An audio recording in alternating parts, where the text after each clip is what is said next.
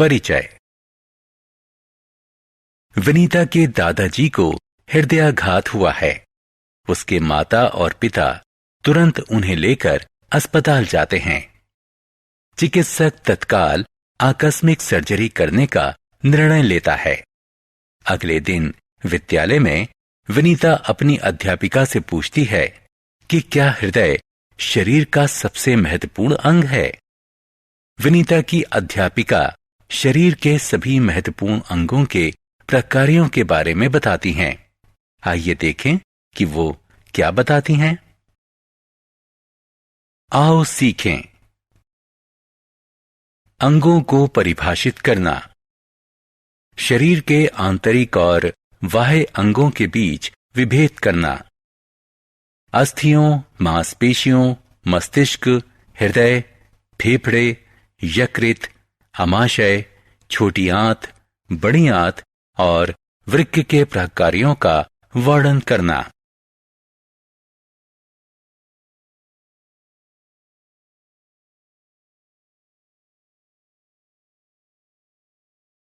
अंग।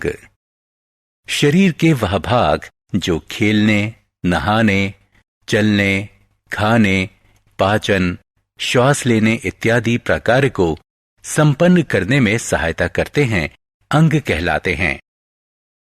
शरीर पर उनकी उपस्थिति के अनुसार अंगों को आंतरिक और बाह्य अंग के रूप में वर्गीकृत करते हैं। आइए शरीर के आंतरिक और बाह्य अंगों के बारे में और अधिक जानें।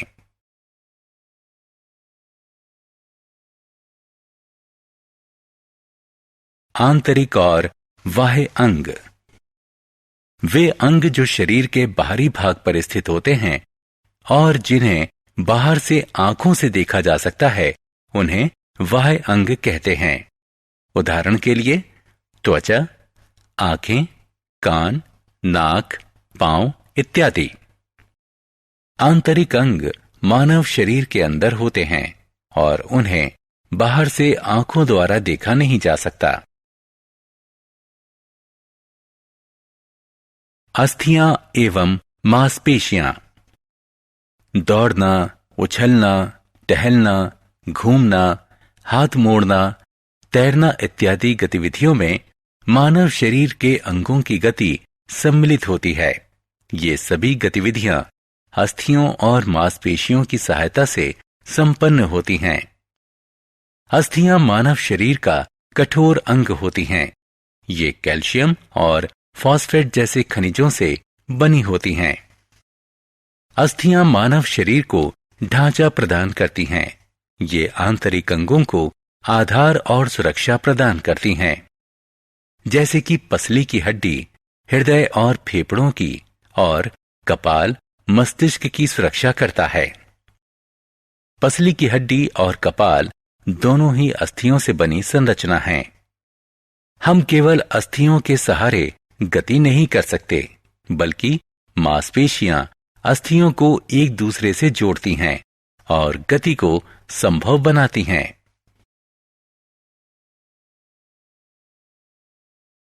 मस्तिष्क। जिस तरह पायलट हवाई जहाज का मुखिया होता है, उसी तरह मस्तिष्क मानव शरीर का मुखिया होता है। मानव मस्तिष्क अस्थियों की बनी एक संरचना से ढका होता है, जिसे कपाल कहते हैं। मस्तिष्क मानव शरीर की सभी गतिविधियों जैसे सोचना, देखना, चलना, बोलना और शयन को भी नियंत्रित करता है। हृदय। मानव हृदय मानव शरीर के केंद्र के थोड़े बाएं तरफ दोनों फेफड़ों के बीच के वक्ष विवरों में स्थित होता है। इसका आकार शंकु जैसा होता है। मानव शरीर का आमाप बंधी हुई मुट्ठी जितना होता है। यह मांसपेशियों की थैली होती है, जो ऑक्सीजन और दूसरे पौष्टिक पदार्थों से युक्त रक्त को पूरे शरीर में पहुंचाने के लिए उत्तरदायी होती है। मानव हृदय 1 मिनट में 72 बार धड़कता है। यह बिना थके लगातार कार्य करता है।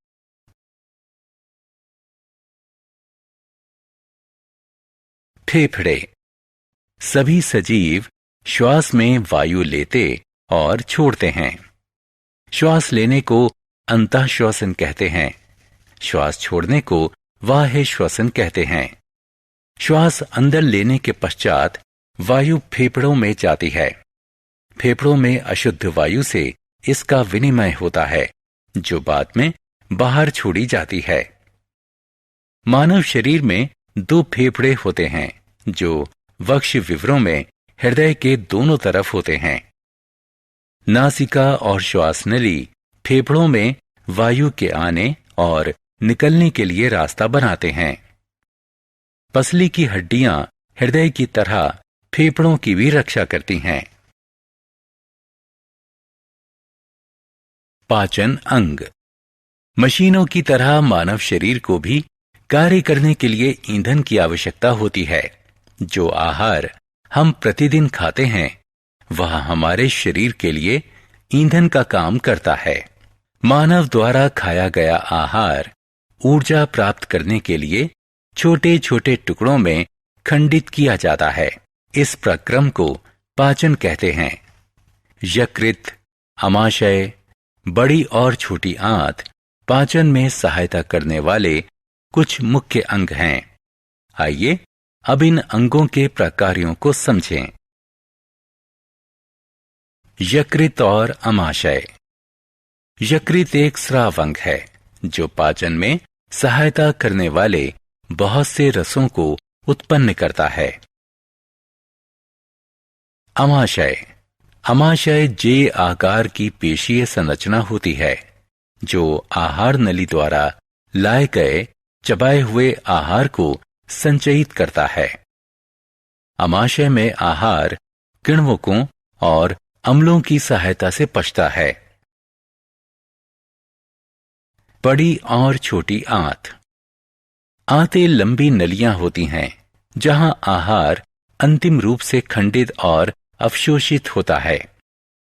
छोटी आंत लंबी कुंडलित नली होती है जहां पचा हुआ आहार पूरी तरह खंडित होता है और रक्त में अवशोषित होता है। बड़ी आंत अनपचे आहार से जल अवशोषित करती है और अपशिष्ट आहार को मल के रूप में शरीर से बाहर निकालती है। वृक्क। वृक्क वह अंग है जो अपशिष्ट कहे जाने वाले अवांछित पदार्थों को हमारे रक्त से दूर रखता है। हमारे शरीर में पसलियों के ठीक नीचे वृक्क का युग्म होता है जो कि शरीर के दोनों तरफ स्थित होता है। वृक्क रक्त और शरीर के दूसरे भागों से अपशिष्ट को बाहर निकालते हैं और हमें स्वस्थ रखते हैं। हमने क्या चर्चा की? शरीर के वह भाग जो विभिन्न प्रकारों को संपन्न करने में सहायता करते हैं अंग कहलाते हैं। शरीर में उनकी उपस्थिति के अनुसार मानव अंगों को आंतरिक या बाह्य के रूप में वर्गीकृत करते हैं। आंतरिक अंग मानव शरीर के अंदर होते हैं और उन्हें बाहर से आंखों द्वारा देखा नहीं जा सकता।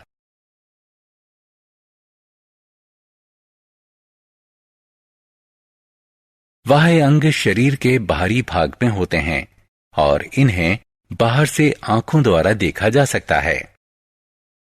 अस्थियां और मांसपेशियां गति करने और आंतरिक अंगों की सुरक्षा में हमारी सहायता करती हैं। मस्तिष्क मानव शरीर का मुखिया होता है जो शरीर की सभी गतिविधियों को संचालित करता है। हृदय ऑक्सीजन और दूसरे पोषक पदार्थों से युक्त रक्त को शरीर के सभी भागों तक पहुंचाता है। फेफड़े गैसों के विनिमय की सुविधा प्रदान करते हैं। आमाशय और छोटी आंत आहार के पाचन और अवशोषण में सहायता करते हैं। बड़ी आंत और वृक्क अपशिष्ट पदार्थों को बाहर निकालते हैं और हमें स्वस्थ रखते हैं।